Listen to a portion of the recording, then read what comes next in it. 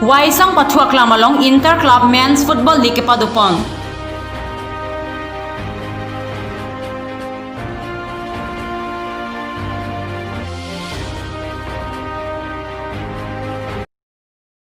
Kardom, pini prime time birta long pen nilisami rupali timongpi, non birtang ton pen archiponik tha.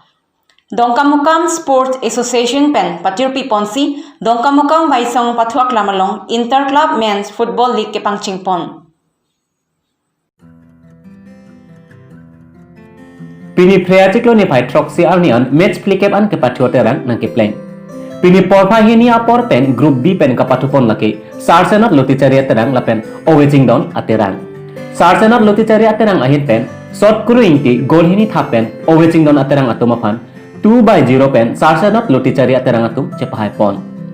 Lapen match pliker ba isi kichok kapatupon laki pini porpa ke thomra chitim pen si pothot patupang chengpon. Bangso kapathu laki Jambili FC lapen Hempu FC ang bongsi patupon.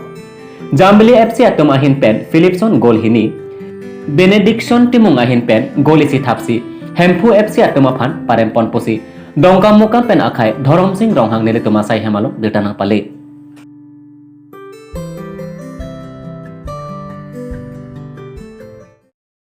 Nilip choki hola ke parlo khundajan adolong ningkan inkoira phos suselu josa thak kateroi pen loksi aningkan ke bad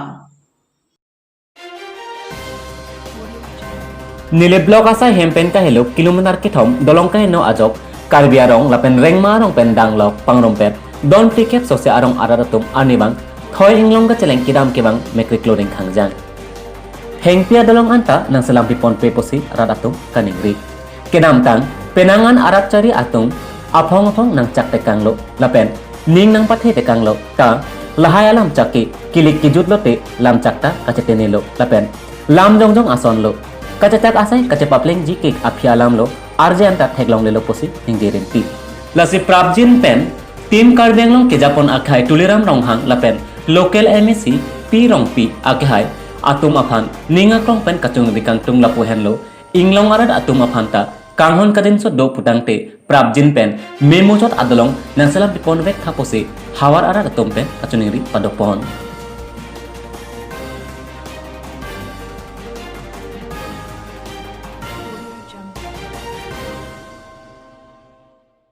pini prime time berta bangke laansi kang ton pan iglo domi thakmi kurbang thu